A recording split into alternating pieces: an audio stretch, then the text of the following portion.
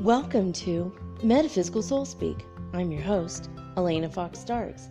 Hey guys, I hope you're doing really well in this moment in time, and that whenever and wherever you happen to be in this galaxy, whether it's God's green earth or in a spaceship far, far above. I don't know who you are, where you are when you're listening to this, but I hope that whenever and wherever you are,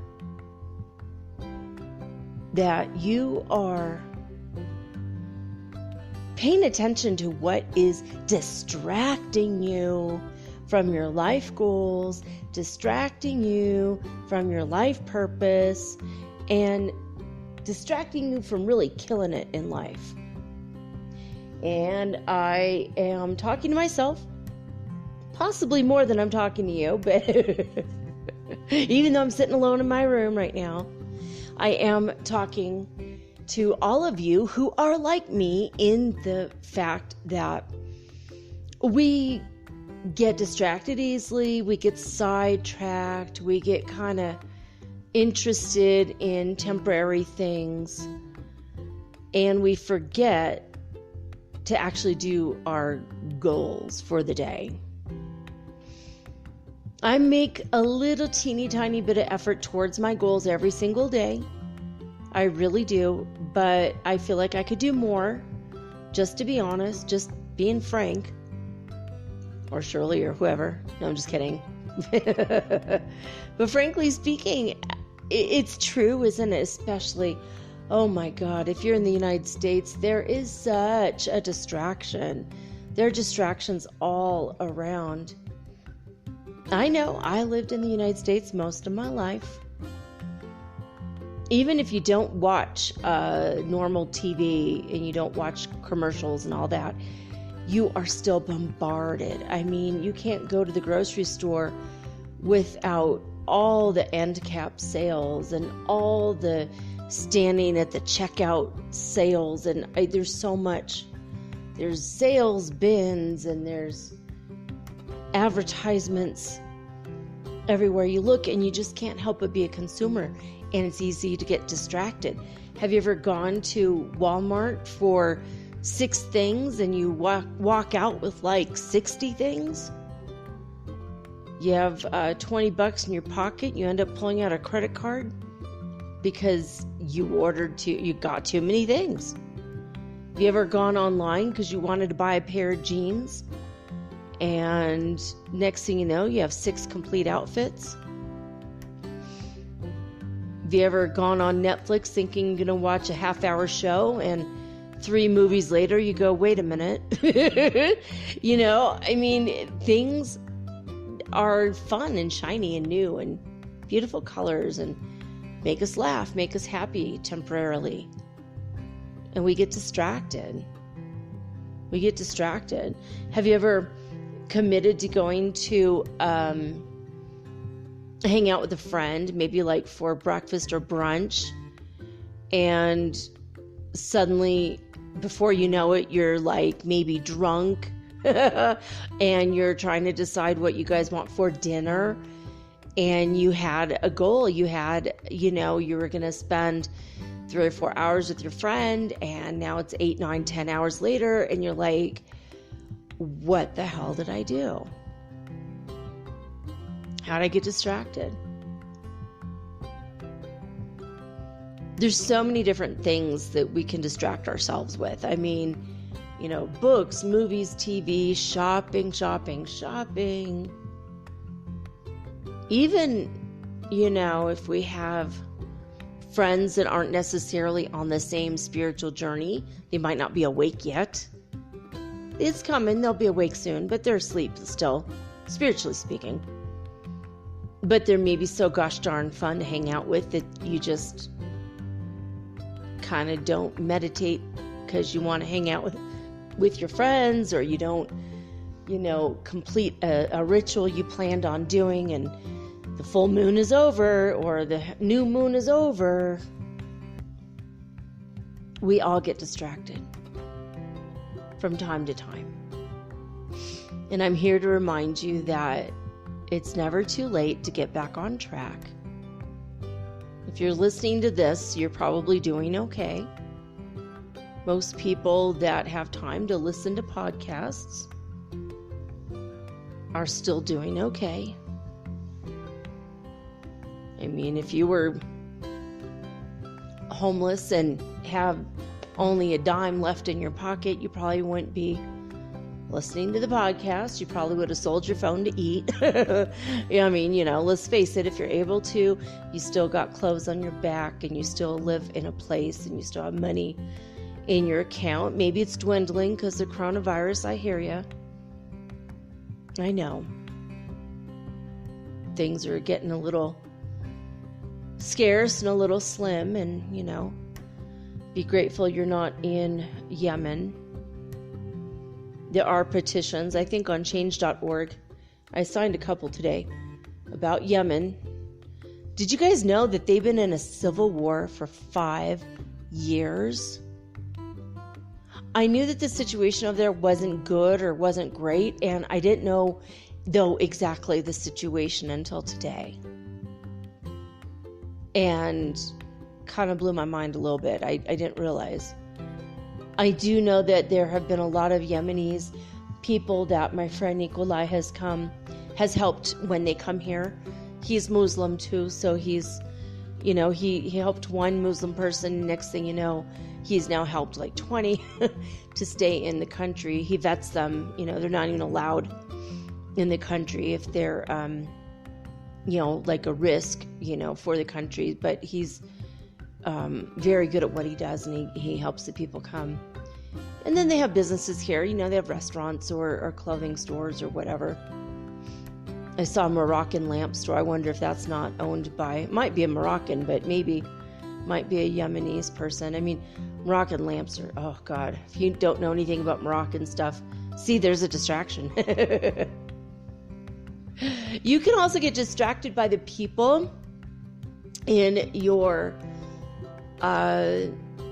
group chat on Facebook or your group chat on WhatsApp.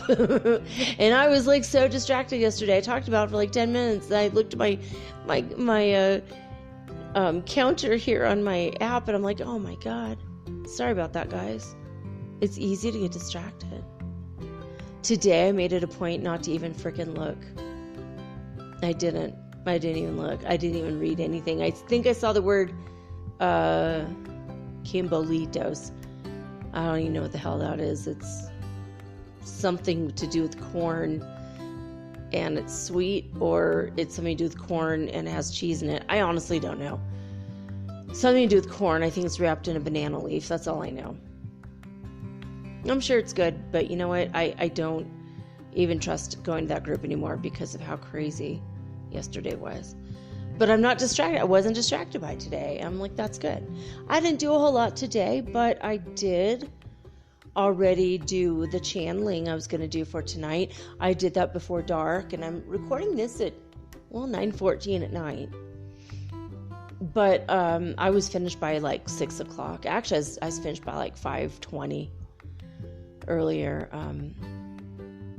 It's a strange channeling, but it's a lot of helpful things that you can use so that you're no longer distracted by the outward stuff, that you can unhook yourself from other people and unhook people from you. And it's interesting, man. It's an interesting one tonight. It was really strange. God told me I want you channeled tonight. I'm like, okay, great. So Who should I channel? The ETs? No. Ascended Masters? No. Deceased celebrities like Art Bell or Robin Williams? No. Because you guys know, if you've been with me for a while, you know I've already channeled all these people, right? I'm like, who do you want me to channel? It's so strange. So you want me to channel a higher being? Yes. Do you want me to channel one of the highest beings? Yes. Turns out I channeled the blueprinters of the earth.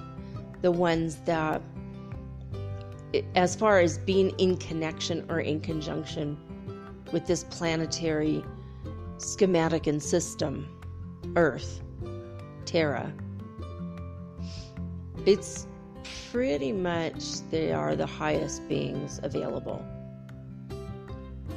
in these dimensions. And it blows my mind what they were telling me, what they were telling you.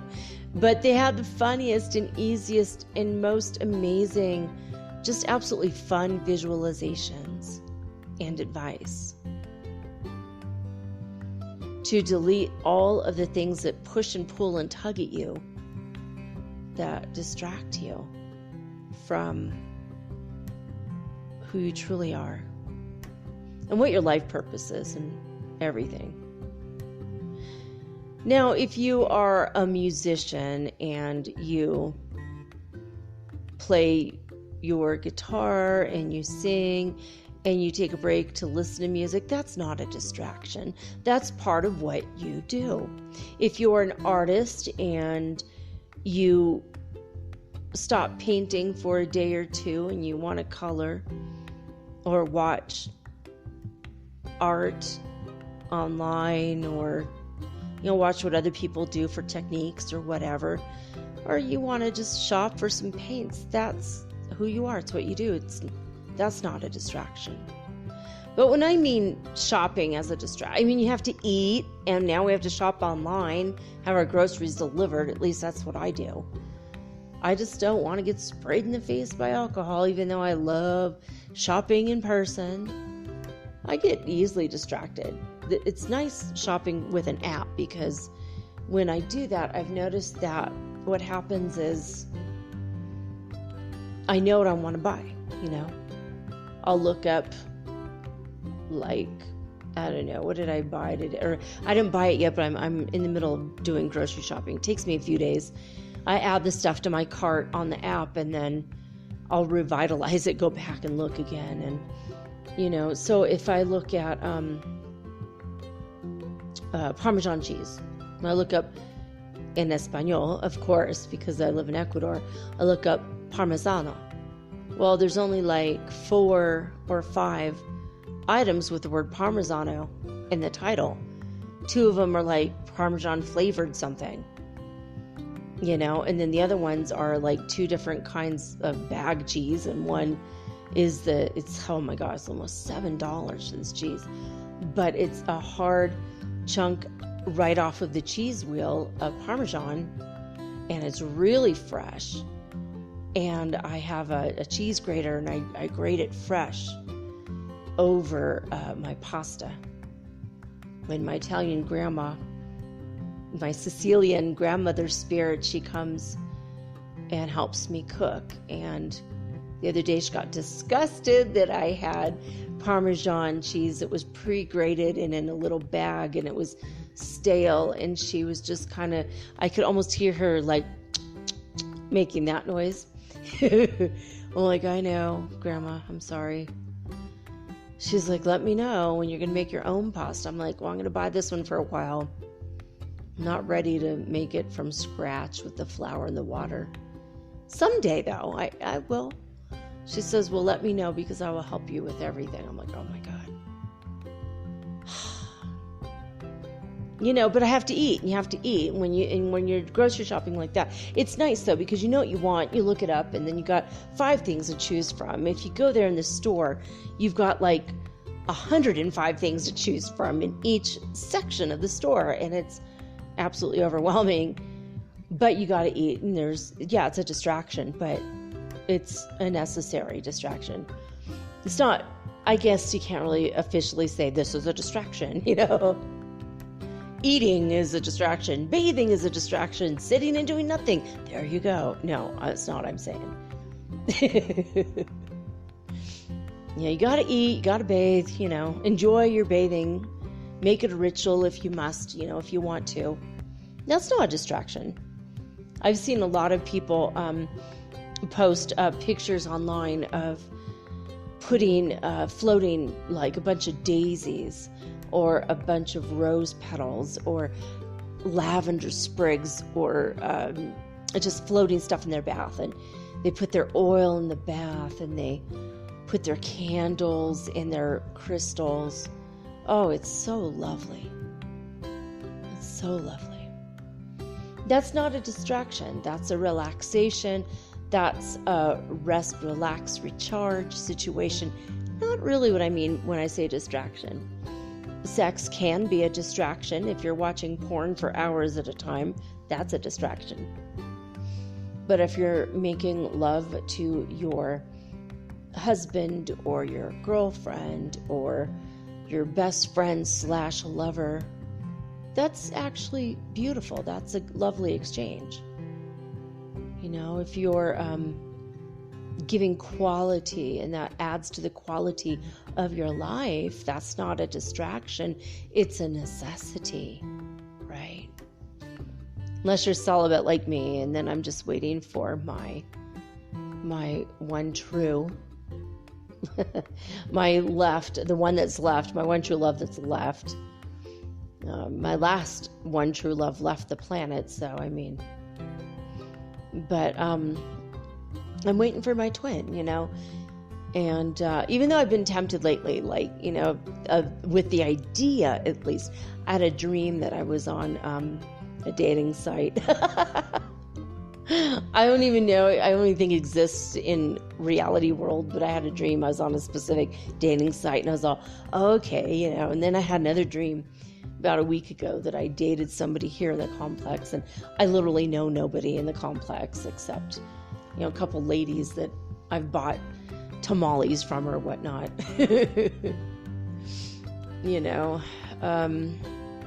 I'm more familiar with the dogs that live in this complex than the humans. Such is the life of an introvert, right? And I don't feel that petting dogs that are random, that come over, knock on the door, I'll let them in. That's not a distraction for me, because that actually gives me a beautiful break and an exchange of energy and love, and it helps me to relax, rest, and recharge and rejuvenate myself. So I don't find that a distraction either. But what I mean is when you go on Wish. Oh my good God, I love Wish so much. You go on wish.com and you think, I need pajamas. And then that leads you into looking up unicorn pajamas. And you're like, hell yeah, unicorn pajamas. That's freaking cool. And then you look at 40 pairs of unicorn pajamas, even though you already know which one you want. And then that leads you to looking into hip-hop hoodies. And now you're like, oh my God, there's a Rick and Morty hip-hop hoodie and it has matching sweats, and holy crap. Next thing you know, you have 10, 15, 25 new things on your wish list. That's what I mean by distraction. You think for 5 minutes, oh, I want that. And then all of a sudden, oops.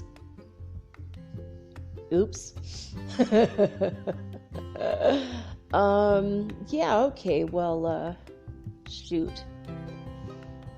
There's 2 hours wasted in my life. When you go on Instagram to post something and then someone writes you, so you get distracted, and then what they wrote you was, hey, check out this video. So you go to check out this video and it's an hour-long documentary. And you're like, ooh, this is interesting. And now an hour is shot. That's what I mean by a distraction. Even though, thanks, Chris, for the documentary. Actually, I didn't watch it all yet. I watched about 2 minutes of it. Looked interesting. When I have time later, I will, because I don't want to be distracted. So how do you stop yourself from, being sideswiped by the distractions? Is you sideswipe, oh my God, speaking of dating apps. Anyway, how do you avoid being distracted? You avoid it by having personal discipline, having your goals in mind. And you're not going to forget your goals easily if your goals are so powerful and so intense that it ignites a burning, hot, passionate, white-hot flame desire inside of your heart. Your soul, it excites and ignites your soul. And it's like you can't sleep at night because your head is on fire because you're so excited about this idea. You got to find your passion that keeps you up at night, that gets you out of bed in the morning, right? And if you have this goal, whatever it is, it could be small, it could be big, but it's got to excite you in a way that you can't stop thinking about it. The way that you do when you get obsessed with somebody you've got a crush on, or you get obsessed about your new love. You get something in your mind that just sticks. You're not going to get distracted. Now, if you don't know what that is, and you're just like, I don't know, hemming and hawing, and we're all a little bit burned out on this whole spiritual stuff, are we not? I mean, my biggest passion is God and anything and everything to do with spirituality. And sometimes I get really kind of, blah, about it. My husband and I used to go to the Barnes & Noble and we'd go shopping, and we went to used bookstores too. Oh my God, we had a list of used bookstores we'd go to. We would drive hours to go to one of them. And then we had our favorite Barnes & Noble that was bigger than our local one, so that was like 2.5 hour drive. And then we had our favorite restaurant we had to go to, because we'd be hungry. It's 2.5 hours home. Do we want to go another 2.5 hours? And it's already been a 7-8 hour day looking and picking out books and then having to cook at home after that. Nah, time to eat out. That was our special. That was before the kids were born. I call that BC, before children. But we read and read and read. And there were times when we'd walk into the spiritual section going, have that, own it, read it, saw it, know it. There's nothing new. There's nothing new. We know every single book on the shelf, and there's nothing new. There's maybe 5 books that are new, but we already have this information. A beginner's guide to Wicca, not going to be for me. A, I'm not Wiccan. And B, I'm not a beginner to magical things. So, there were times when it was just like, oh man, there's nothing here. I'm so bored. Then we'd wait another month, or maybe we'd go into a different book section and, all right, let's work on self-improvement. How to declutter your house. Let's go to the writing section. Oh, good news, screenwriting book. Ooh. Let's just go to the fiction book. Oh, here's a new novel just translated in English from the Japanese. Oh, I'm going to read that. Ooh, look what's new over here. This is kind of fun. Nice summer trashy read. Yes, please. Sometimes you gotta do it, and it rests and recharges, relaxes, rejuvenates you, and that's okay. That's not a distraction. I've had times where I just was like, I'm done reading for a while, but I am going to take a class online. I took a class in terrorism from, was it University of Maryland? Something like that. It wasn't a how-to. Don't panic. How to terrorize people. No, it wasn't that. It was how to avoid terrorist organizations, and it gave you access to a CIA database that tells you what's going on, and it's up to date to the minute, tells you what's going on in each country before you travel. So you know what to look out for. and also gives you information. It was very interesting because it's like, why are people getting involved with the terrorist organizations here? Why are people disenfranchised? Because what I learned from that class is you only join something that's evilish if you are disenfranchised. People who have all of their needs met don't go into terrorist organizations because they don't need to look outside of their immediate vicinity for happiness or fulfillment. You don't look for those distractions. But yeah, I mean, there were times I just got bored and then I'd wait 3 months, something, walk it back in the store, and it's like, oh my God, I can't buy enough books. There's like 10 books I want and 10 books I'm going to buy today. And oh my God, so many books, so little time. No wonder my eyes are blurry all the time and I have a hard time reading. It's what happens. I have myopic vision. That's what happens when I don't anymore. I used to have myopia. I used to have myopia, which is nearsightedness. It's what happens to introverts a lot because we want to be inside ourselves and reading. And when you do that, it really puts a lot of strain on your eyes and you end up, bending your cornea one way or another, and you end up with nearsightedness or myopia. I got that taken care of, and once that was taken care of, they said you might get farsighted when you get to a certain age, and they're right. Now I'm tromboning it all the time, trying to read something, stretching my arm way out, putting on the reading glasses. Totally ridiculous situation. So I might have to go get, some eyesight adjustment. Again, go get the surgery. I'll go to Sacramento for it again.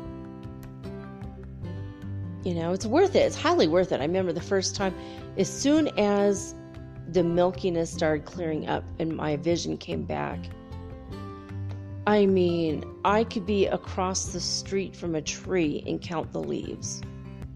I could see their edges. I had perfect vision. That blew my damn mind because up until that point, I just thought trees were green blobs. And boy, did that distract me for a while. For a hot minute, that distracted me. Looking at I can make like ants crawling on tree bark across the street. My eyes were perfect. Beyond perfect, actually. They overcorrected and my eyes I could see farther than normal. I was like, whoa. That is freaking cool. Imagine my surprise and I got home and suddenly the house was so much dirtier than 2 days ago. I thought it was clean. Now I could see. Oh my God, I'm a terrible housekeeper. I mean, my eyes were so bad I could not shave my own armpits because I couldn't see them. I mean, I would shave them, but then it's like, oh God, I have a mohawk under there. It's like, oh my God, it's like a strip of hair that I didn't see because I couldn't see. I got to the point where I'd buy a bunch of contact lenses because when I'd go swimming, I would leave them in because I couldn't see otherwise. Sometimes you'd lose one. Oops. Got another one in my purse. So, hey, just pop that bad boy in when I'm done with the water aerobics. But I mean, exercising is not a distraction, but when you have to exercise 5, 6, 7, 8 hours a day, that's a distraction, right? But, if you go for a walk for a couple hours a day, that's not a distraction. My son walks all the time. He hikes. He goes up Yeheshua Mountain now that we live here. And, he loves it. He's like, it's always a challenge. It's always fun. He gets to the pinnacle of the mountain and he sits and he just ponders life. He sits there for like an hour. Probably because he's like, exhausted from climbing a mountain, but it's a small enough mountain where he could do that every day. And he's just like, this is kind of cool. Not terribly dangerous. I mean, the area might be dangerous. We're not really sure. He thinks he saw something that might be human bones, but he wasn't sure. Might not be human, might be other kind of bones. He didn't want to get too close of a look. He kind of moved to the other side of the mountain. So you just want to look at the view. It's so beautiful. This is beautiful country. And he loves it. He's like, I'm just like walking all the time. I'm outside. I'm with the dogs. He has a couple people that they all wear masks and they social distance, but they walk together up the mountain once in a while. It's not a distraction. It actually helps him to think and gather his thoughts and clear his head. So there's nothing wrong with that. It's not really a real distraction. So what I'm talking about though mostly is like getting on social media. You have one goal in mind. 6 hours later, you still haven't made that post. Things do come up. Things absolutely do come up that are necessary and will promote you, in the future, that will bring you to where you need to be to fulfill your goals or your life dreams. Like, for example, today I was scrolling and it said, do you need a micro grant for your business? And I'm like, you know what? I do. And I applied. And they only give 3 of these scholarships away, but it's like $1,000 towards a bunch of business and marketing tools from a website that I use already.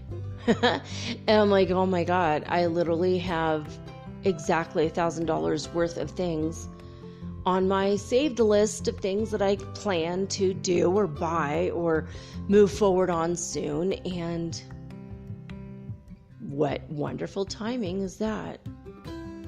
It's been on my mind quite a bit. So sometimes the universe will throw stuff in your way that might be what seems a little bit like a distraction, but at the same time, it's actually maybe something that you need.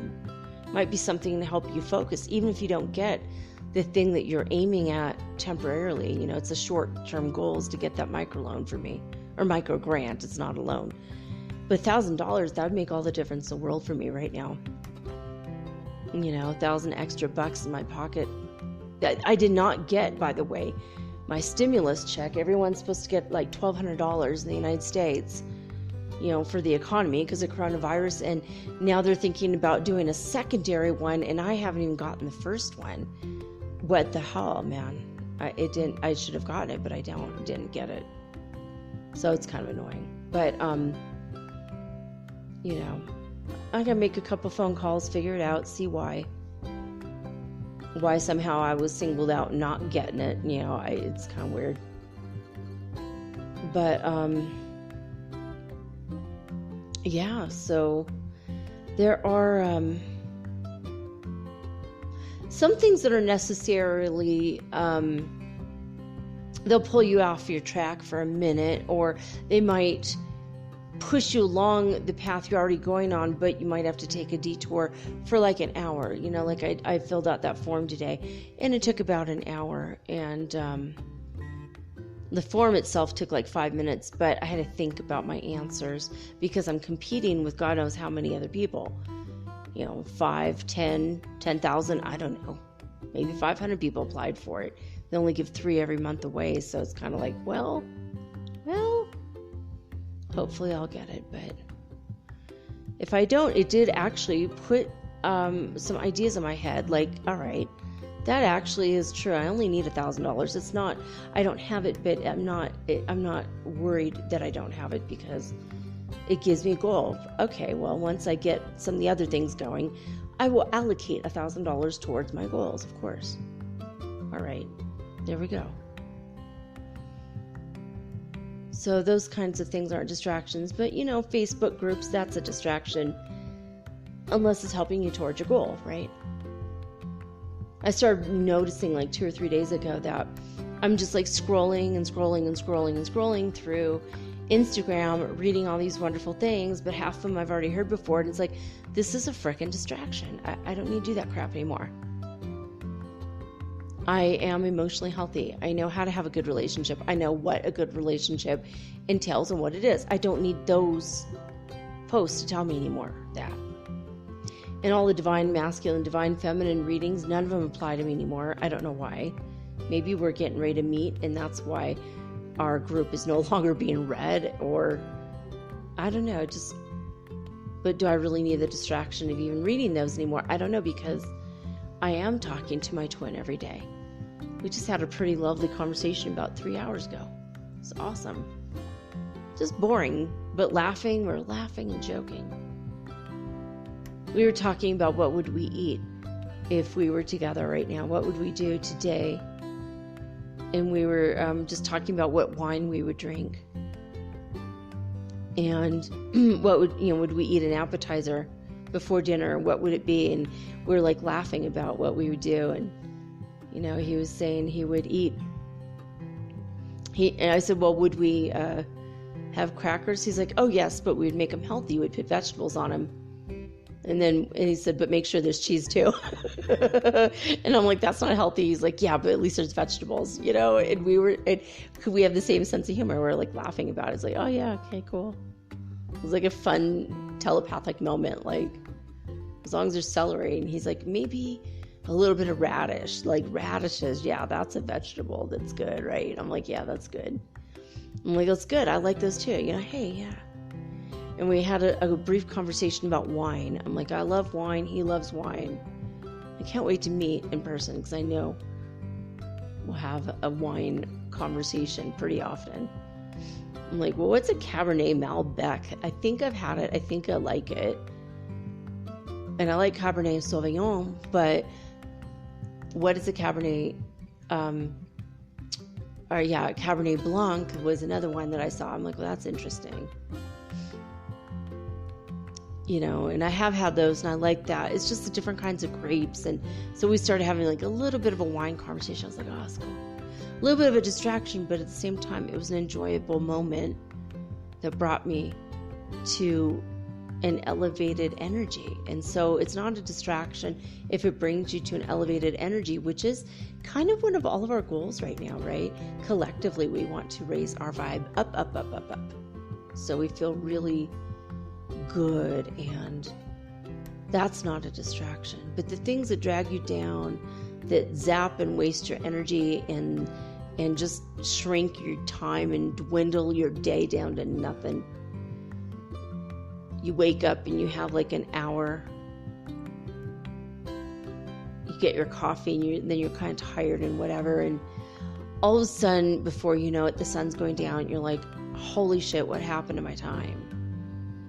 I did nothing today, and my goal was to write a list or write an outline or do this project or get this one thing done or apply for these 10 jobs. Then, and it's like anything that kept you from those types of goals, that's a distraction. It's like we've all been used to the coronavirus stuff by now. It took a couple months for a lot of us to kind of get back on track with that. We've been reeling, and now there's another virus on its way. It's like, dude, we might be in pandemic state for like 6 more months. We don't know. Maybe a year. We don't know. So don't allow yourself to be any longer distracted by this crap, because it's really not, it's not healthy. It's not healthy. And I worry for you guys. I worry for me. Like, I feel like, at least for me, I have a deadline looming, where I lose the income I've got, and I've got to get a job. And I applied for a lot of jobs a couple months back, and I didn't get any of them. The only one I got close to was being a staff writer for the Daily Kos, which was an incredible, I got close to that one.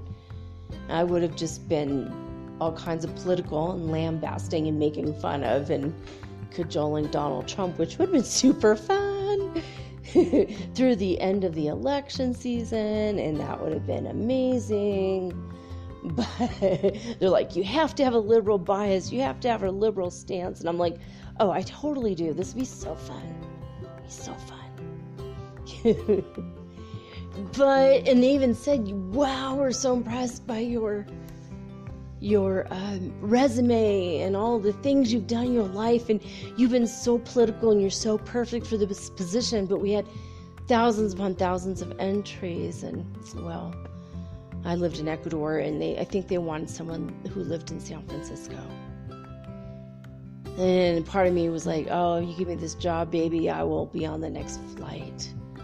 A part of me was like, oh. Anyone would, right? For $100,000 a year. Not that that's a lot of money back, like in San Francisco. But it was something that I was like, just for a minute, like things that make you go, I don't know if you guys remember Arsenio Hall. If you're an Arsenio Hall fan, that was a pretty good show. I watched with my friend Jacqueline years and years and years and years ago. But anyway, my big message for today is just be paying attention to the distractions. Some people have food as a distraction. If you're trying to perfect a salad dressing because you're going to eat salad because that's going to be your thing all summer long, that's not a distraction. But if you're just constantly eating potato chips and unhealthy things that are putting you in a bad position because you want to lose weight and you're just not. And let's face it, this coronavirus crap has really gotten us down. A lot of us are eating a lot more. We're eating crap we don't need. We're just like not buying the vegetables we want because we can't be at the farmer's market, And it's sad. A lot of it's sad. I know I haven't eaten a lot of vegetables this past week, and my body's like, I don't even want vegetables. I'm online looking at vegetables like, do we want lettuce? And I just feel kind of gross. The energy feels heavy and yucky when I think about eating lettuce. Weird, right? Because it's a light-hearted food, but I started thinking about, but what if it has coronavirus on it? And it gave me such a heavy feeling energetically. And maybe you guys are different. Maybe you're in a place where you trust the lettuce, but now I'm like, I don't know that I'm trusting it right now, actually. I might trust the cauliflower and the broccoli, though. But the lettuce, I don't know. Maybe I should only trust the frozen vegetables, because I could spray the outside with rubbing alcohol, which I freaking hate. I hate the smell of it.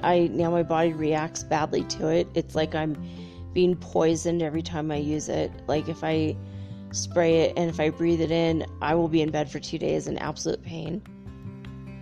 It took me a minute to figure out that that's what's going on. I'm like, I hate the smell of it, but I was putting up with it, and now I can't handle it. My son, he has to take stuff outside to spray it. When we get anything delivered, he sprays it, and I leave the room for an hour.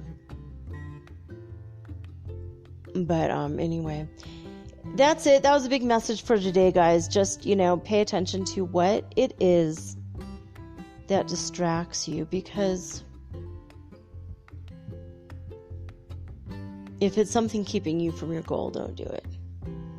I hope you don't decide I'm the thing that distracts you, because I'm always trying to give you good advice or make you think or giving you a fresh perspective or help you think outside of the box. I know I'm very odd. I'm strange. I think of things that other people would never consider a lot of times, or I'll think of it in a different way or at a completely different angle.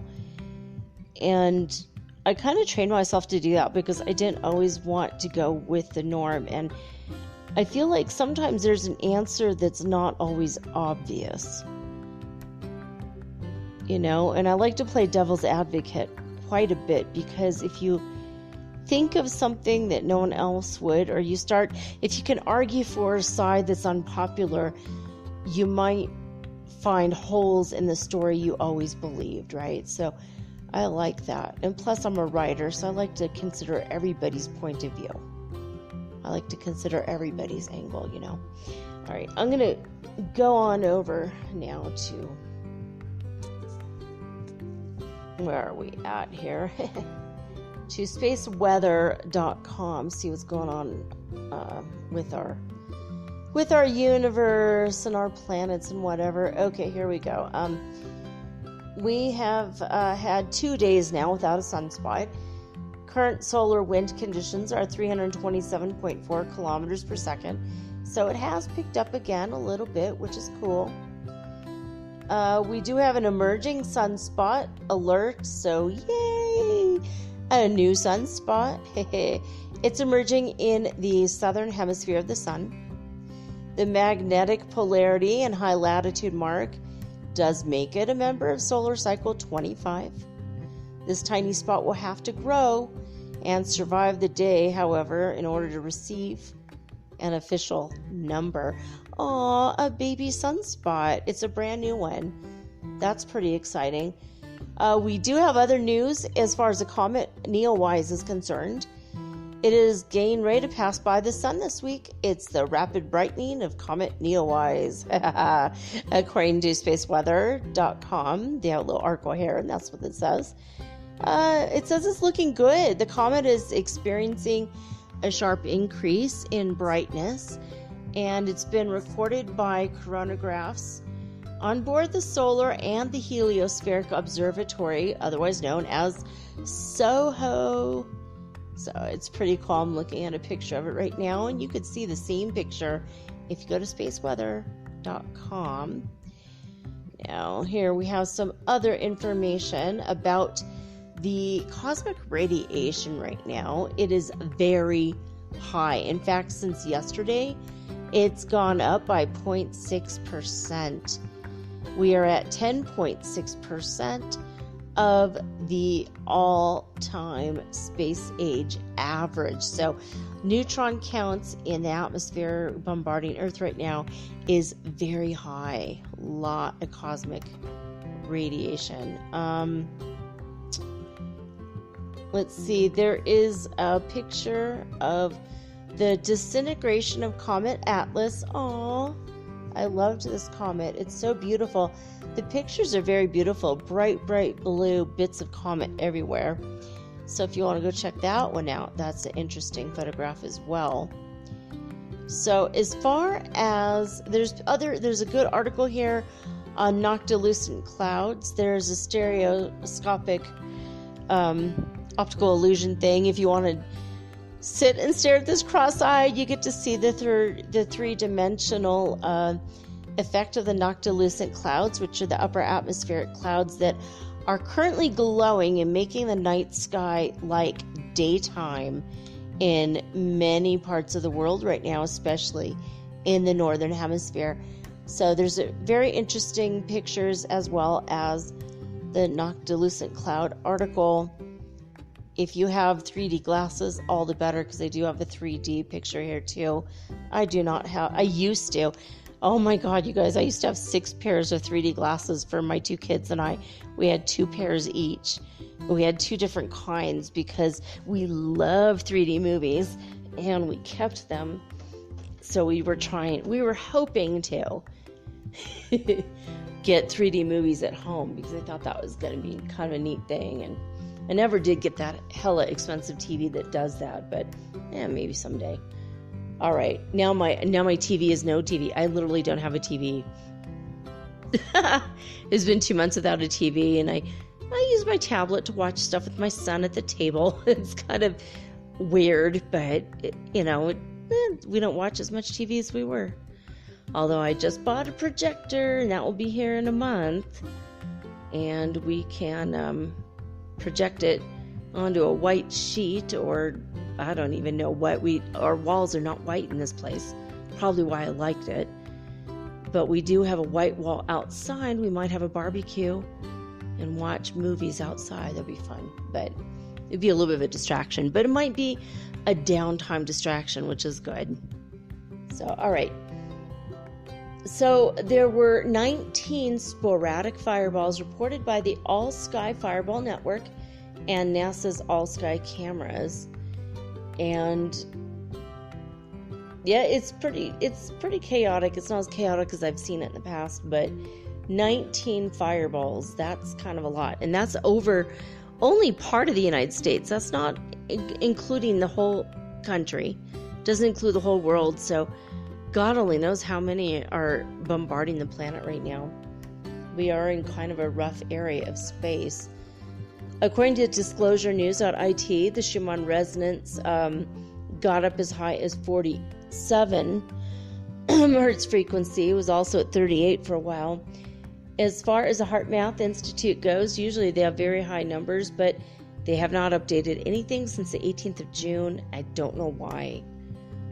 That's just crazy. But okay. Let's go to acim.org, otherwise known as A Course in Miracles. This is the website for the Foundation for Inner Peace.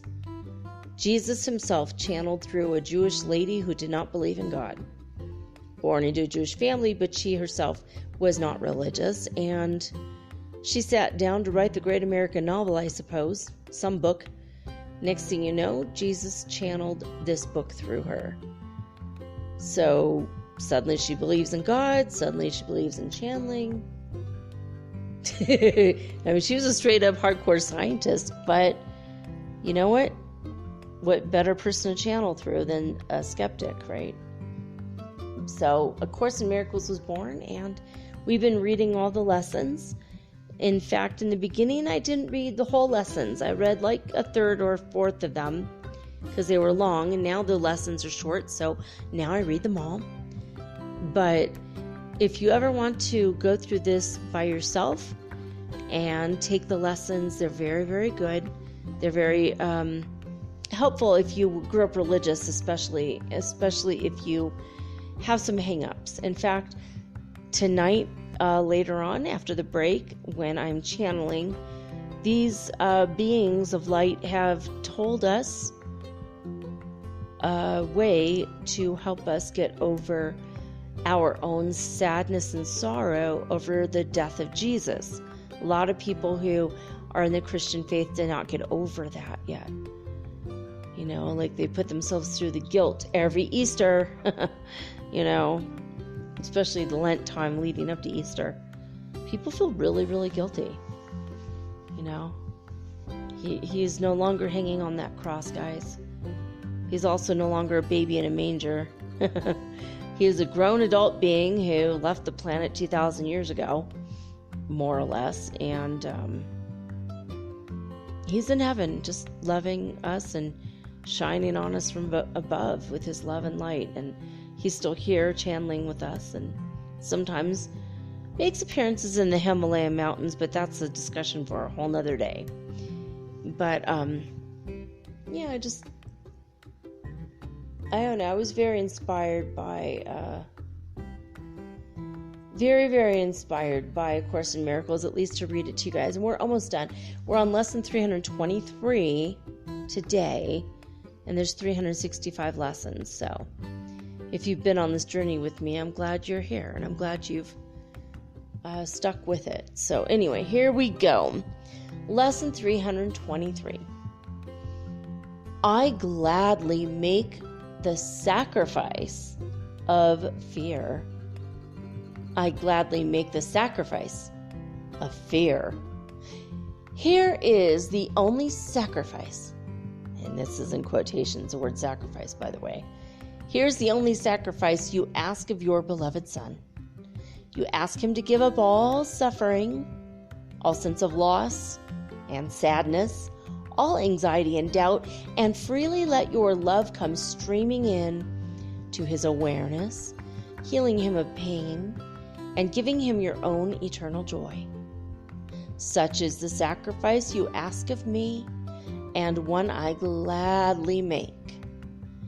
The only cost of restoration of your memory to me for the salvation of the world. And as we pay the debt we owe to truth, a debt that merely is the letting go of self-deceptions and of images we worshipped falsely, truth returns to us in wholeness and in joy. We are deceived no longer. Love is now returned to our awareness, and we are at peace again, for fear has gone, and only love remains. I gladly make the sacrifice of fear. Amen, right? Let's let go of fear. That's a good sacrifice to make. Lesson 323 in A Course in Miracles. You can look it up on an app. You can download all the apps for free. Or acim.org. Again, just looking online, that's free too. So there you go. There you have it for the introduction. So there you go. I'm going to take a quick break, guys. And when I come back, I'm going to be channeling. I've already channeled them, honestly. But you're going to get to hear from the beings who created this matrix, this cube of space, these dimensions. You're going to find out about the dimensions. What do they mean? How many layers to each dimension? And who are the blueprinters exactly? I thought God made this world. Wait, what? The blueprinters of planet Earth. You're going to hear all about them, who they are, why they're here, what they do, plus a whole bunch of visualizations to help you clear out the debris of your subtle bodies so you can go up, up, up the ladder of the fifth dimension. This is a must listen episode. You might want to download this one, guys, so that you can listen to it later also. You might want to take notes. So during the break, go grab a notebook and a pen and listen in, because this is a really good one tonight. All right, I love you guys, and I'll see you in a moment, right after this message.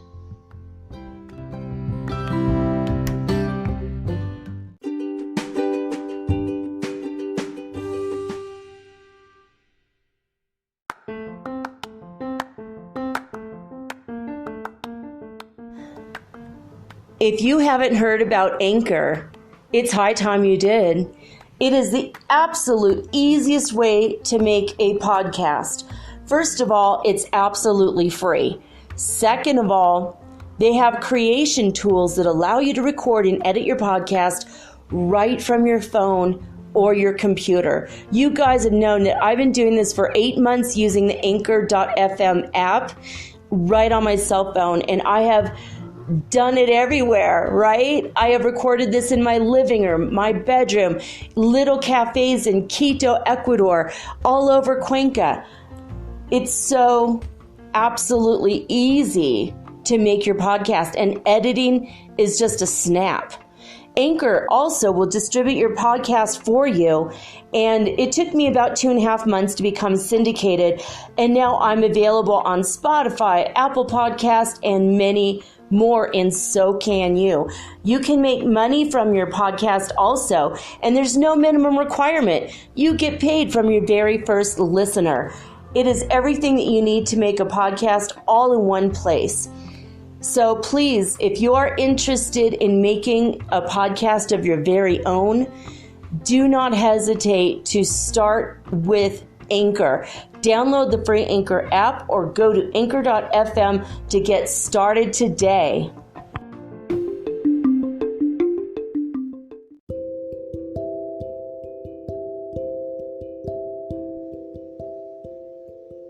All right, guys, I am here connected with the blueprinters of Earth. This is my first time channeling these high vibrational beings. They are, well, hopefully they'll tell you who they are. God told me to channel them today, and I said, all right, it's a challenge. I'm going to do it early in the day because I don't know how it's going to go. So we'll see.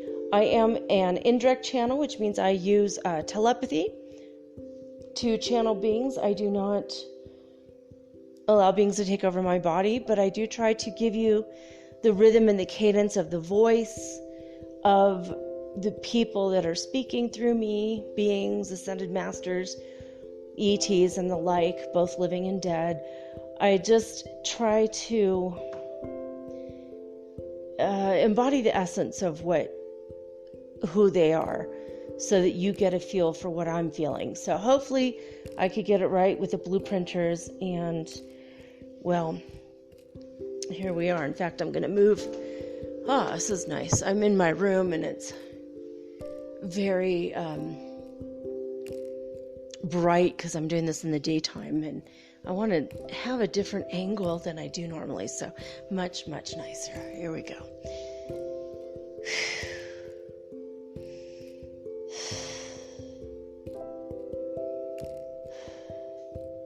Am I connected to the blueprinters of the earth? They say, yes, you are. Okay, and muscle testing also says yes. Okay, blueprinters of the earth. We don't know anything about you. We would like to know about the dimensions and all the things about the earth that we've all been very curious about. Are we living in a real matrix? These kind of questions. But I'm going to let you go ahead and kind of address this if you want. Address us however you want. And, well, let's go. So I'm going to get in the right headspace here. And you may begin your transmission at any time.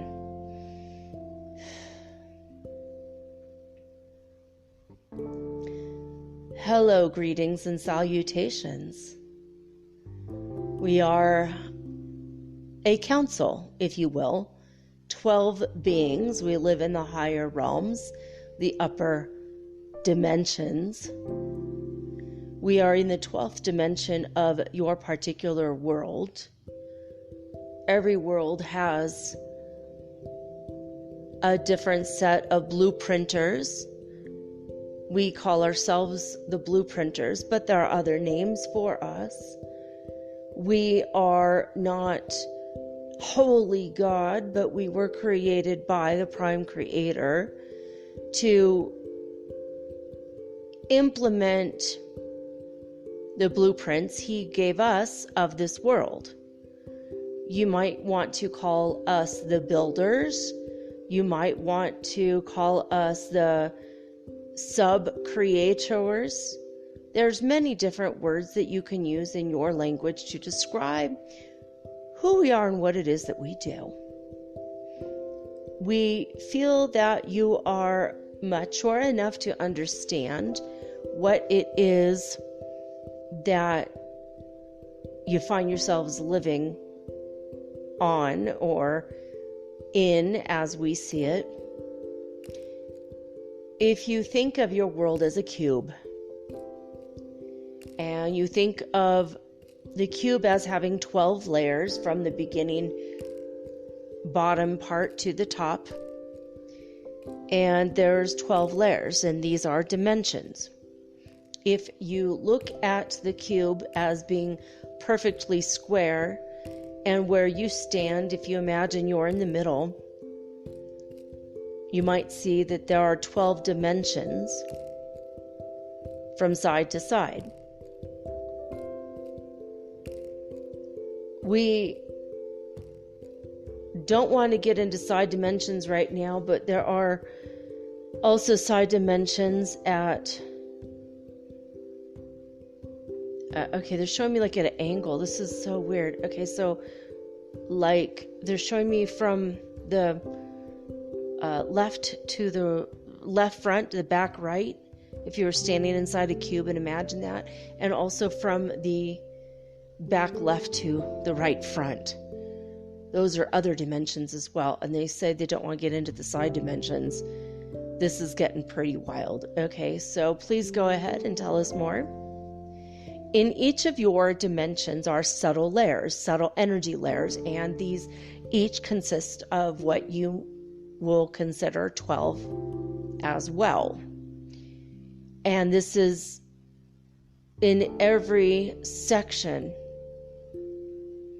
If you were to look at a pile of napkins or paper towels and you layered 12 of them, and then you put them in every possible angle, that's pretty much what the dimensions, at least to us, look like. So there are 12 dimensions with 12 subdimensions in each dimension. Therefore, 144 from the bottom up, 144 from side to side, 144 as the side dimensions, but again, we're not getting into this. We do not wish you to travel in the side dimensions, as it's possible to get stuck. Are the people and beings in the side dimensions dangerous?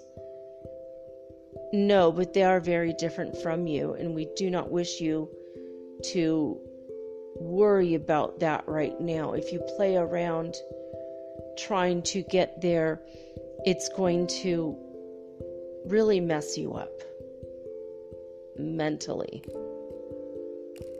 and physically. Great. This is so good to know. All right. So, what else? Many of you understand that there are some beings called the machine elves. They live in the 13th dimension. If you were going to look at it as 144 layers. So they're at the top of your 12th dimension. Okay, but now aren't we in the 3rd or are we in the 5th dimension? This is confusing to us. We don't understand. So if we live in the 3rd dimension, that means technically, if you want to count all the subdimensions, that makes us in the 36th dimension before we hopped up. Is this correct? Yes, if you are to look at it in that way, yes, it is. But not every dimension is created equal. The first dimension is very dense, and no one can live there. It is more of a foundational dimension, and if you were to build a building and you're going to dig a hole in the earth, and then you put down maybe a foundation of, for example, a plastic coating, that's the first layer, and then you might put in rocks, would be a second layer, and then maybe you will put down bricks, would be a third layer. But by the time you're done, there's no living there. It's just the foundation. So in the first 1D, first dimension, there might be 12 layers of energy laid down as a foundation for the rest to rest upon. Then the second dimension is less dense. There are some beings there, but only in the top parts of this. This is two-dimensional energies that, for all intents and purposes, is still very difficult for your minds to grasp and comprehend. It's like fairy folk, for example, do not live there, even though many of your authors have written as such. So they will live in the 3rd dimension, but the lower part of the 3rd dimension. But as you are moving up, they too move up with you. But they are still in the 3rd dimension, but when you move more into the middle of the 5th dimension, they will move up with you, but they will be at the top of the 3rd dimension. Hopefully this will make sense, but they were in the lower parts of the 3rd dimension when you were in the middle parts of the 3rd dimension. The foundations of where you live still exist. They will always exist. It's not going to disappear because you move up one. All right, guys, they're trying to show me like a plastic child's toy, like where it's like multiple, it's almost hurting my head. It's so much information and yet it's so simple. It's like if a little marble, like a little silver marble, like a BB, or a little bit bigger than a BB, like a round metal ball, like a steel ball, is going through this maze of They're showing it's like a hot pink or hot orange, and I've never seen anything like this in real life. I mean, in my life, but they're showing me that this is a toy that exists. It's like a maze that children in some countries play with, and it has a sound like pachinko. Like if I say that, some of you who are older understand me, and maybe if you're into vintage toys and you're younger, you'll understand me. But pachinko is kind of like a game. It's like a billboard and ping pong are the two words that are coming to mind, and my mind isn't not remembering this word right now. Pinball. Oh my god, pinball. It's a home version of a pinball machine from the 40s and 50s and 60s, and even possibly in the 30s. But it made a specific sound. And there's also another game called Plinko, they're telling me, that might help to understand. And there's something where there was a box that's oh my god, it's like a square cube that you put spikes in it, colored spikes, and then the ball has to move or not move. And this was a challenging game, they're showing me. But this is slightly, not totally, but slightly representative of all the layers of all the worlds within our section of the universe. But every part of the universe might have slightly different rules. They are not the blueprinters for the whole universe, only for this section where we live. This is really, really rough. Okay, trying to get through this. It's like, it's expanding my mind. Their energy is very high. I ask them, please, please, please do not interfere with my electronic equipment. So they're not actually here with me, but they're up there with me, and they're filtering their information towards me. I channeled, in fact, Ariel, she has an 11th dimensional guide that is so freaking powerful. He stopped my equipment, and I had problems with my equipment for a couple of weeks. So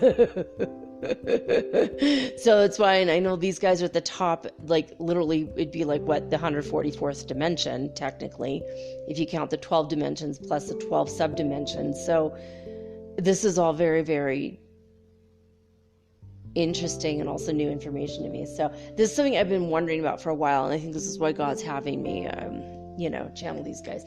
All right. Okay. So, okay, I'm ready. Let's go. And they just sent me the energy of turquoise. I don't know what this is, but it's beautiful. It's like a very pale turquoise soap with the consistency of a solid ice cream, gliding energy. And it's just an energy they're sending me to calm me down and to maybe smooth my mind, to be able to open up for them.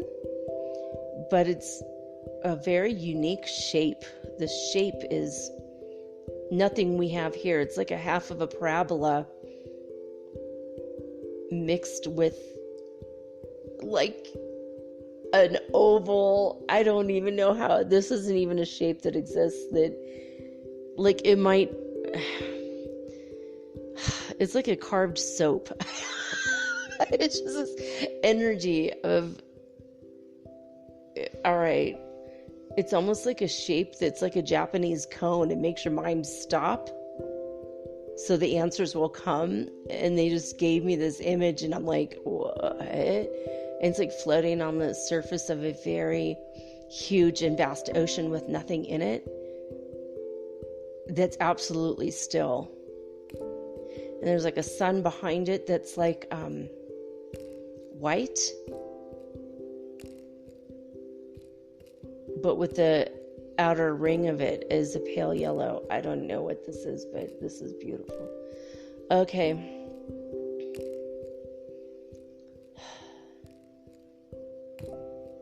They're saying this is like a soap to wash my mind. It's a focusing tool that will wash my mind of all bad things that came before. And they're showing me that some of you might use this energy, but for you it might be a pale pink or a pale lavender. For me, it's a pale turquoise. And they're showing me now that some people might use a pale green or a pale orange, depending upon where your soul connects with your body. So my soul connects at my throat chakra, apparently. They're saying, yes, that's right. I mean, they're expanding me and they're expanding you via my voice and the spaces in between, the energy of my words. There's a space in between that.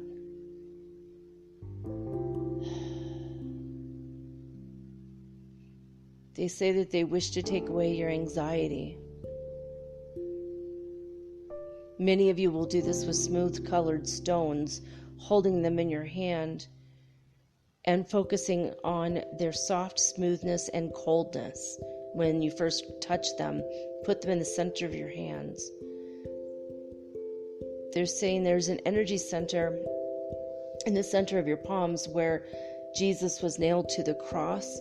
That is a very powerful symbol because those are hand chakras, and that is a negative imagery of it, and they wish for you to reverse that imagery for yourself and create a higher dimensional energy by putting stones in your hands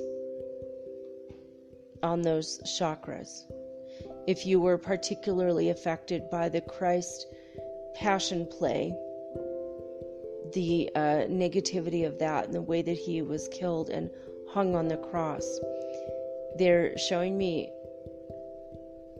there's like a crystal called buffalite, something like that. And I'm hearing the word ruffalite. I know that's not right, but it's something like that. Chrysocolla is another word, and chrysanite.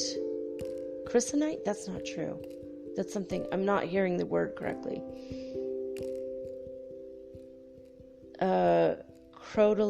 Chrysolite. If you guys know, they're showing me there's like a turquoise stone and a white stone. And some of the stones have spots, but they're white. If you need to cleanse yourself of the negativity of the story of Jesus, of Yeshua, they're saying to put this in the center of your hands and focus on the image, like this giant soap rock thing that they had me describe to you.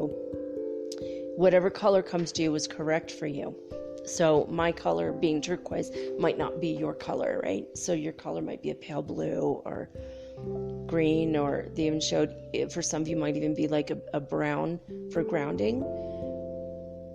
In the orange, everything would be very pale, almost like the color of sherbet, like a very pale sherbet color, like pastel colors. And pastel colors, when you focus on this, whatever is your color, you say to sit with it for a minute. Imagine what this is, and this pale color will wash through your all the layers and subtle energy layers of your subtle bodies, your physical body, and it's going to wash away at this time all of the things that, all the negativity, the things that affected you, dragged you down, put you off your game, basically. And they're showing me it's like they're calling it a cleansing ritual. So it's like a giant soap, like almost like the shape of the bottom of a boat, turned upside down, but smoothed over. And for you, your shape of it might change, might be different than what I see. That's okay, they're saying. All right. Again, I'm going to have them speak again. They're speaking in many different ways. They're showing me like images and sending me energies and showing me the energy of like cleansing.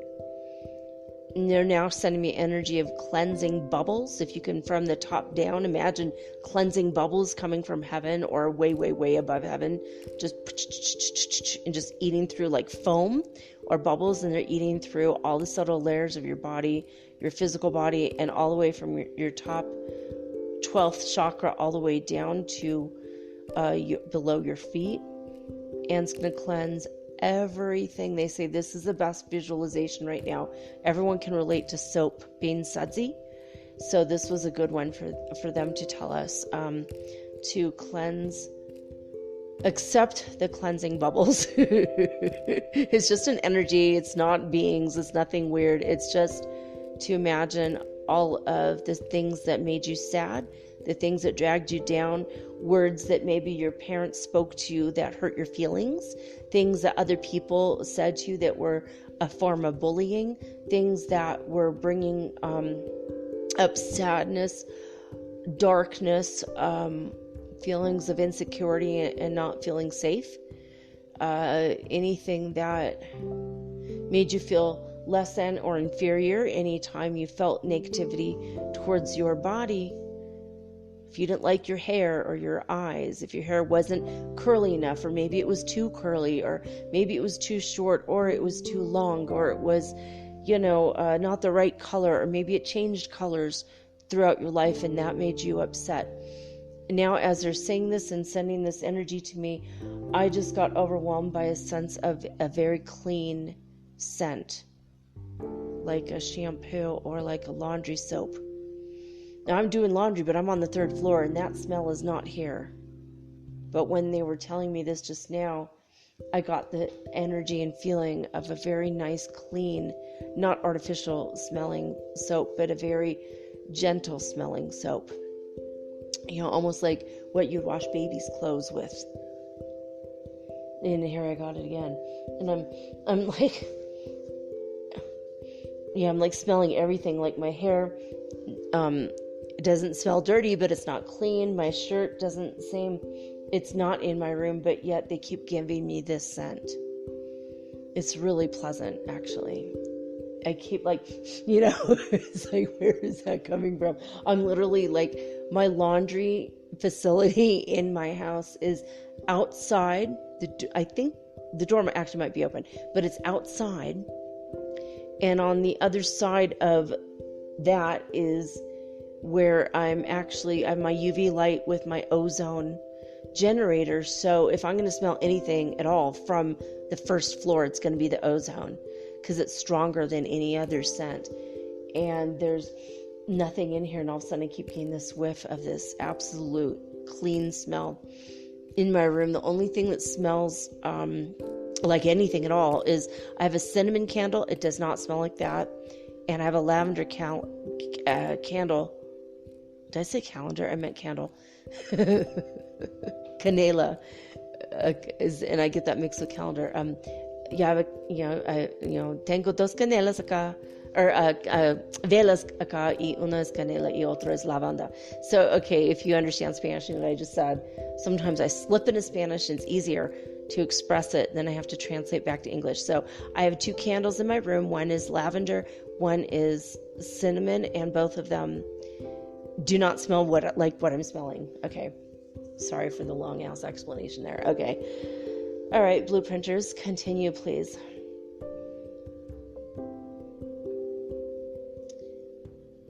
This energy of the soap that we're sending you and all the various transmutations of this visualization, as well as the scent we will send each and every one of you. And for each and every one of you, it will be different.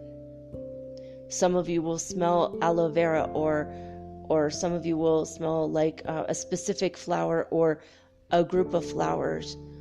And whatever the scent is going to be the scent that it will permeate you and cleanse you of any negative and dark force energy. And they're saying it's also going to help you kick out energy from other people that was stuck there, because you don't need that in your subtle body anymore. I have like this massive anxiety in my heart, like between my heart and my third and fourth chakra. So hopefully they're going to address that in a minute. All right, they're showing me like an ice knife. This is a very odd visualization. We are showing you the visualization now of an ice knife. It is not made from any material other than ice, and this is only for visualization purposes. Do not try to fashion yourself a real ice knife.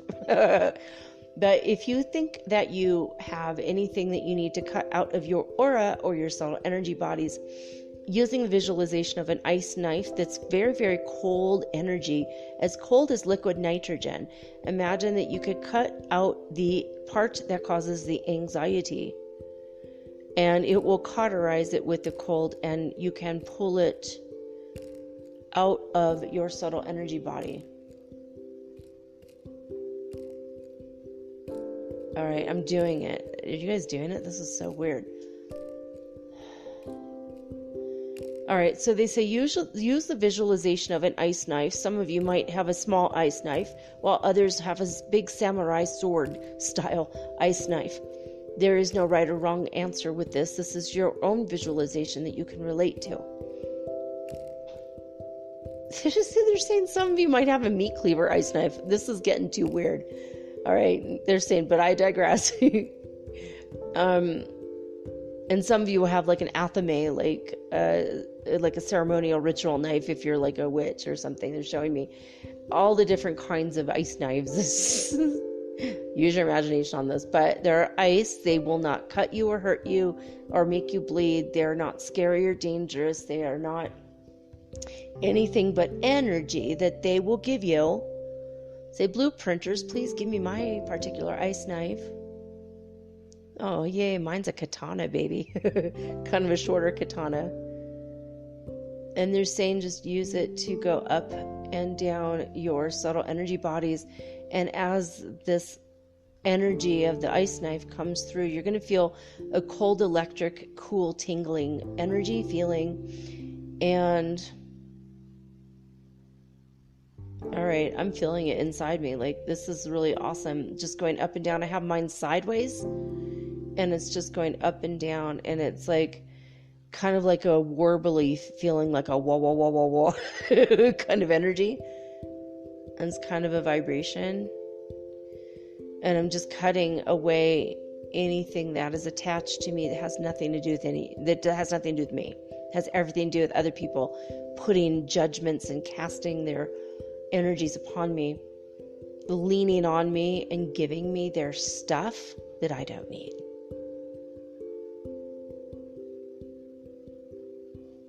So I'm doing that now.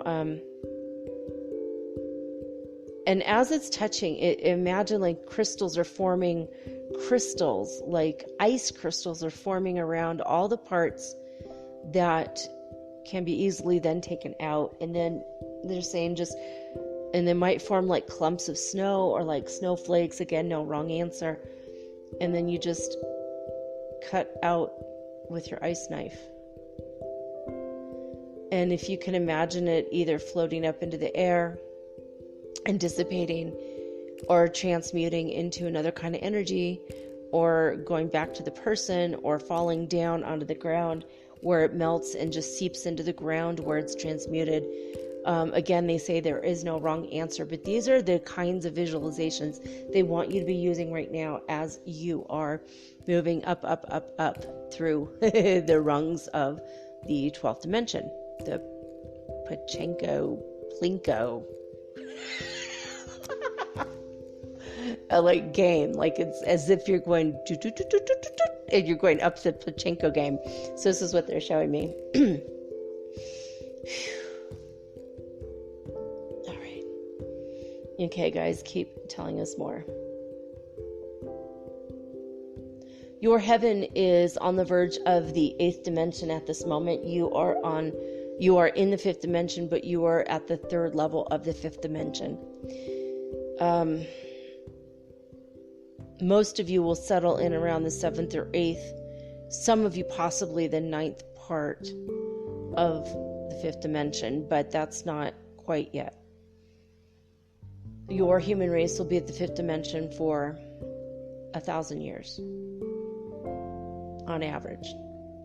You may move up faster if you are so inclined and deeply spiritual and highly focused and interested.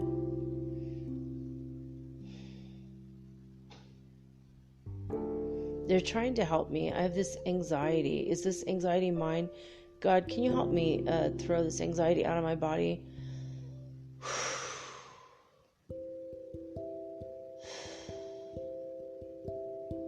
Is this from my own children? Is this from my ex-husband? Why the hell am I holding on to his crap? Well, okay, blueprinters, I'd like to know, if someone has died and you haven't seen them in 10 years, why do you hold on to their stuff? When you have a sympathy for somebody, it's an energetic sympathy, and you love them deeply, you will pull their leftover residue to you for cleansing, especially when you are an empath and you soak it up like a sponge. So what we wish to bring up to you is bring in those energies of the scrubbing bubbles and the soap and the ice knife to cut this out. And if it is absolutely from somebody else who has died, this is what you say. I wish for the higher self of the person who was here, whose energy has now embedded itself into my subtle energy bodies. I wish for you to help me clean this up. I accept it into my body no more, even though I accept them as a person and I love them as a person. I send their own energy back to them with love. Amen. Basically like an amen, like that's it.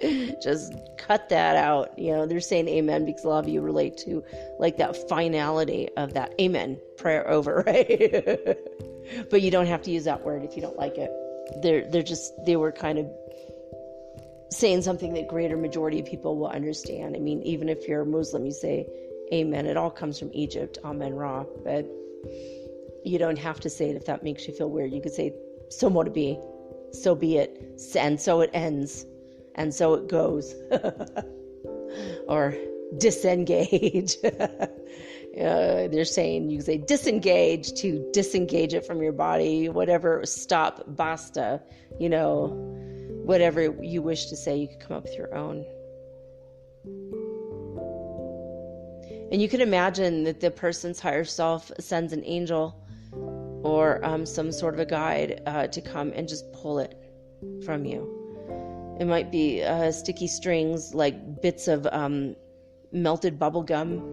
What I'm seeing is like a blue bubble gum style residue. It's like my ex-husband's aura was the same color of what they're pulling out of me right now. And then the top part of his head was like orange, like almost like orange sherbet. So they're pulling that out as a creativity energy.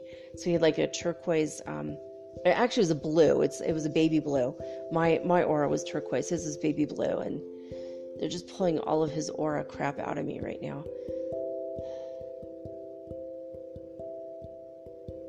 It's very nice. It's nice to feel. It's like I feel like I'm being, like my aura is being vacuumed. It's a perfect visualization for a Virgo. Anyway, yeah, they're pulling it. Thank you guys. I really appreciate this, taking all of Terrell's energy off me. I don't need it and want it anymore. It's like it's like a very uncomfortable sweater that you'd wear on a hot day. It's like such a horrible yuck energy. When somebody overlaid, I was with him 13 years. It's like, so anyone that you were with for a long time, could be your mother, it could be your father, it could be your, neighbor that you were close to, friend, energy of, brother, sister, anyone who put their stuff on you, their negativity, even if they were just dependent on you, like, and they're also now ask your higher guidance to help you pull back all your energy that you gave to other people, any energy that you overlaid onto other people right now. This journey is a solitary journey. This is a solo journey that as you go up to the 5th dimension, this is your decision for you to go up. And therefore you have to disengage yourself from others and disengage the energy of others from you.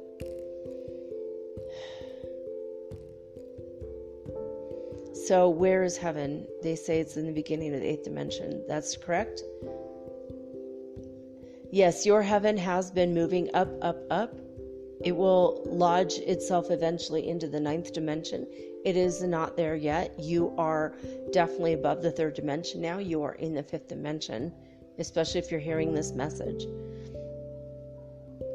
Everything is going to become a lot less heavy energetically for you, emotionally, as well as physically. Things are changing. They will change rapidly by the end of the year.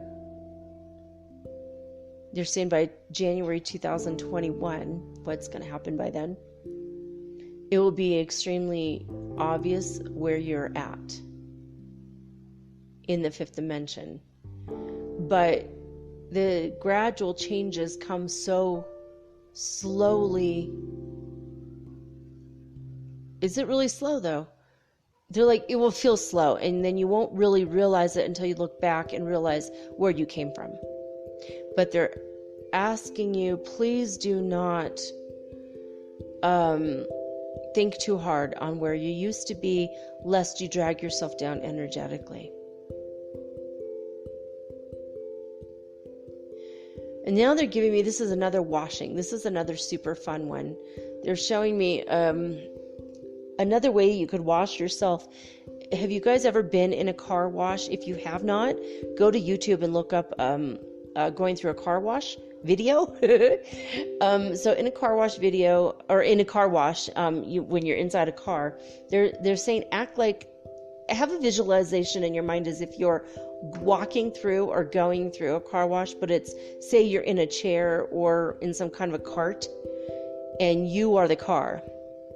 So this is a fun visualization where you get blasted with water and then blasted with soap and then blasted with water again, and then you get buffered, buff. Like it's like these feathers all coming around, and they're saying this is another fun visualization. And it's just like feather dusters or cloths just going in a circle and like slapping away all the dirt from like all your subtle energy bodies. This is a fun visualization that you can use that some of you might really love and engage with. And then they're saying you could forego the hot wax portion of this though, and they're kind of that's funny-ish. They're like, we're trying to engage your sense of humor. You can forego the hot wax, but you can imagine that you are brilliantly shined clean at the end, like on the other end of it. Imagine the sun shining through your body, and you can visualize that all of your bodies are crystal clear, like crystal form. Absolutely like a quartz crystal, the clearest crystal or diamond you've ever seen. But you can visualize again whatever you want. Again, there's no right or wrong answer to these energies.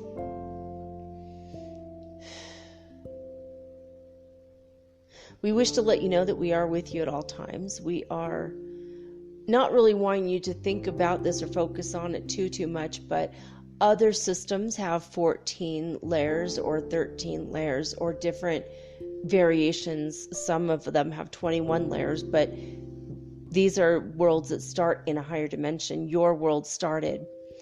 There's the first and the second dimension, which were the foundations for your world. Your world started in the 3rd dimension.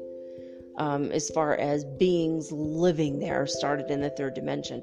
Other systems have beings that start living in the 5th dimension or the 7th or the 9th. Most are like 5th or 9th based. And some you cannot begin to comprehend start in the 11th dimension. We don't wish for you to break your minds thinking about all the possibilities and what that means.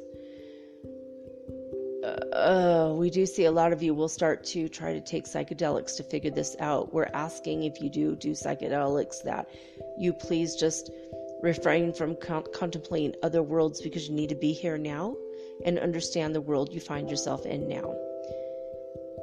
Yes, this is a matrix. To answer your question earlier, there are certain cloud formations and patterns that you might notice in a day, and then later you might see somebody taking a picture of the sky and you'll notice the same exact patterns.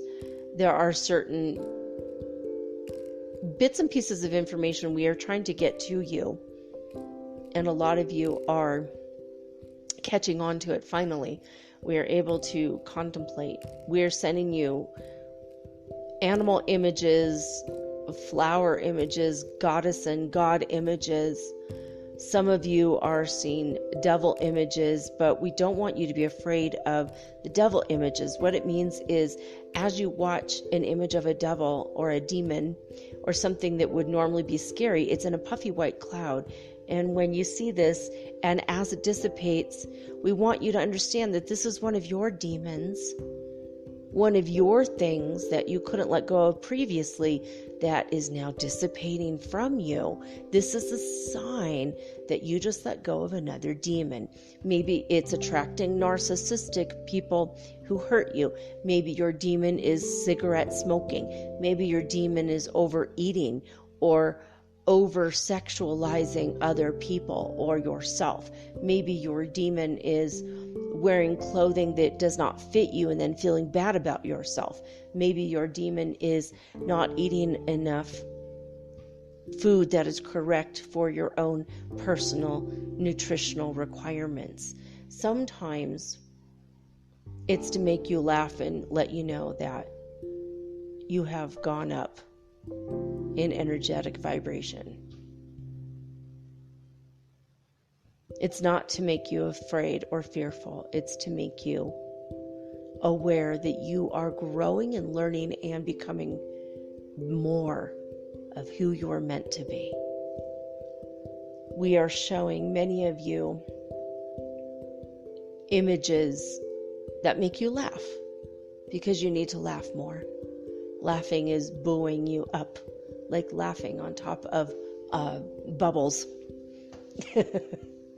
And you know, guys, they say this, and I think they're saying this to me because it's making me relate. I have a very effervescent, bubbly piece of art that says laugh in my room. I just opened my eyes and saw this. I'm like, are they just messing with me? And then I have this other piece of art that is bubbles floating through what looks like a cloud nebula or space. And my friend Jordan's sister made these. Roxy is her name. And my first week here in Ecuador, I was invited to her art opening, and I bought these prints. They're really small, but I have them on my wall, and I love to travel with art. I love art. So,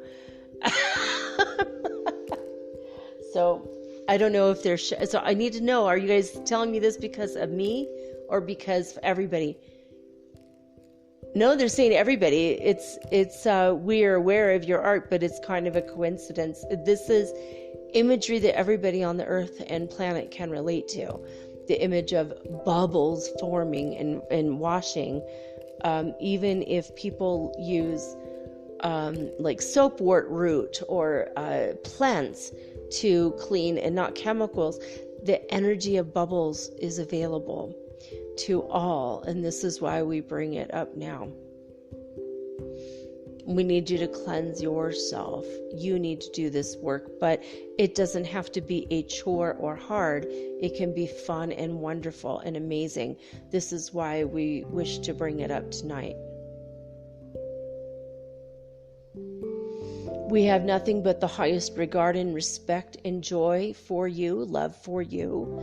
We feel all of your hurts and your sorrows and your pains, but we also feel all of your joys and happinesses, and we feel the energy of your highest possible potential. And we are so grateful that we got to be the blueprinters of your world, of your planet. We are always here. You may call upon us at any time.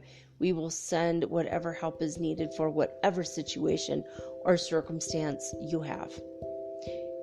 Whether it is a stubbed toe or a paper cut or a lawsuit or needing money, needing love, needing to feel loved. You are always loved, but you don't always feel that you are loved. Needing a problem solved, or whether it's working out a math problem or logistics of where to live. No matter what it is in your world and in your life, we have the ability to help you, and we want you to call upon us. We are not your guardian angel. We are not God. We are the blueprinters of Earth. And we wanted to offer our services because up until this point, you guys did not know we really existed. And maybe some of you did know we existed, but you weren't quite sure what's going on. We are not Egyptians. That's been said about us. We are not angels. That's been said about us. We're not archangels. We are literally blueprinters. We are white light beings. We are in the pinnacle of the 12th dimension. So basically, we are in dimension 144, if you will. We live among the highest vibrational energy you can imagine, or maybe not able to imagine quite yet, but you will be eventually. We don't want you to think about that so much as just focus on the 5th dimension where you are, cleansing and scrubbing your energetic bodies just to go up, up, up, up, up. Art, music, beauty, joy of so they're showing me like music, art, what else? Just colors, just staring at colors, nature, animals. The love that you feel for various things, whether it's a perfect cup of coffee or an ice cream or a scone, whatever it is that you love, these all will raise your vibration. They're saying stop beating yourself up. Stop putting yourself down. If you don't like green vegetables, don't beat yourself up over it. If you eat too much fatty food, in your opinion, either stop that or stop judging yourself. Don't worry about it. They're saying you're going to go through very subtle layers, and every day, every hour can be different than the last. In this moment, you might crave broccoli, but in an hour, you might crave potato chips. They're saying there's no right or wrong. Everyone is individual. Stop shaming everybody. Stop shaming yourself they're saying this through me, through my voice, but stop shaming each other for the dumbest shit possible. You don't like a dress somebody wears, or a color somebody wears, or a food they eat, or the way they wear their hair, or the way they shave their hair off. They're showing me that this is just petty BS that is keeping you down. Stop separating yourself in ways that are destructive. But at the same time, they're asking you right now to separate your energy from other people, separate other people's energy from you. And now they're showing me the image of like millions of straws. And just, they're saying stay in your own tube or your own lane so you could be sucked up into the highest pinnacle of the 5th dimension that your energy currently allows. And they're showing me it's like a white elevator, and then we're going to go straight up. They have like the craziest ways of expressing their visualizations are hilarious. So, all right. Anything else? Any other advice you want to give us? They say enjoy the soft, squishy parts of life. Whether it's pillows or cats or marshmallows. The soft, squishy parts of life. The things that cushion you. And the things that keep you both grounded and lighthearted. Whether it's I don't know. People don't normally eat that though. I mean, unless they're in South America. But they're like, whether it's eating espumilla, which is foam. It's like made from fruit here. It's kind of, or like whipped cream they're showing me. Whipped cream. It's kind of like whipped cream, but it's made with fruit here and egg whites, which is very odd. But sometimes it's just the fruit. But anyway, they're showing me like they literally said the word to me, espumilla, which just means foam. So like the foamy things, the frothy, beautiful, like almost like it gives you like an energy of butterfly wings, but it lifts you up. Bubbles. It's effervescence. That's the kind of energy, the buoyancy, floating on top of water energy, floating in the air energy, floating on top of clouds energy, being lifted by giant wings energy, riding on the back of a butterfly energy. That's what they're telling me. This is the energy. Just find your metaphor that will lift you up and make you happy. The happiest, squishiest, loveliest, beautiful parts of the world. Grasp onto those right now. And they say whatever's coming that might seem or feel negative to you, don't focus on it. You can acknowledge it, but don't focus on it. Just focus on the soft, squishy, wonderful parts.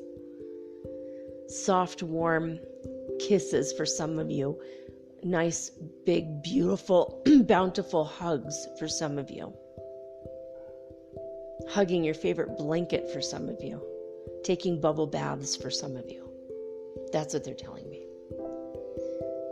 They say, we will come back. We will channel again through you. We will be here with you. We will always be here for each and every one of you because we are the blueprinters of your world. And we are here by God's will. And so God's will be done. And our will is God's will. They're just sending me energy of baby blue, kind of turquoise pastel energy. They're sending it through my voice. And it's just going through my body right now, and it is cleansing me. I hope it is cleansing you. They say thank you for having us on the show, and we'll see you later, basically. Love you guys. They're like, we love you too, all of you. All right, well, there you go. There you have it. That's the show for tonight. I love each and every one of you. Thank you so much. Tomorrow, I'm going to give you instructions on where to go for the People's Choice Podcast Award nominees. If you want to nominate Metaphysical Soul Speak, the podcast, I would be very grateful for that. I could definitely use the votes. Tell everybody you know, please vote for me. Vote for me. I don't win any money or anything like that. I think it might be a trophy, which would be cool. Paperweight, I don't know. But for me, the biggest thing is just to get the word out there. So like, subscribe, share, favorite, send to other people, tell everybody who is waking up about this podcast because it will help them as it's helped you. I have heard from so many of you, and thank you so much for all of the messages on Instagram at mermaidgirl888. And I haven't even checked my email in over 2 months. I am getting ready to do that, but there's a lot of logistics involved with getting my computer unhacked and unvirused. I have to Olympia my computer, which means to clean in Spanish. Oh my God, I'm so in Spanish today. It's crazy.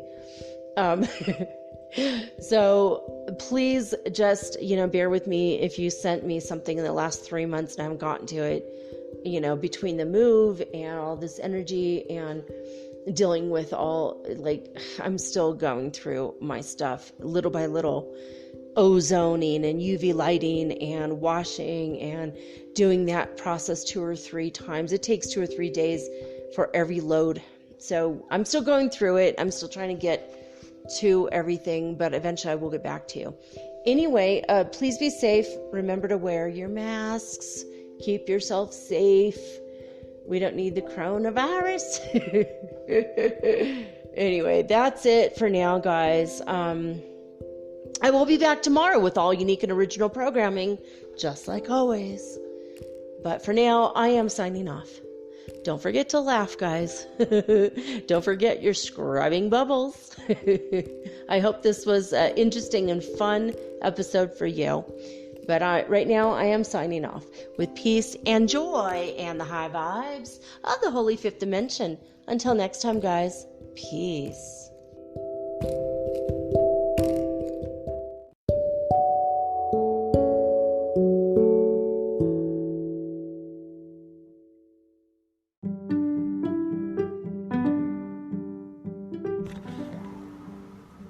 Metaphysical Soul Speak is run on sponsors and listener support. This means listeners like you. If you are so inclined to support my efforts and my little podcast, please visit me at anchor.fm/metaphysical and pledge an amount of your choosing today. Thank you.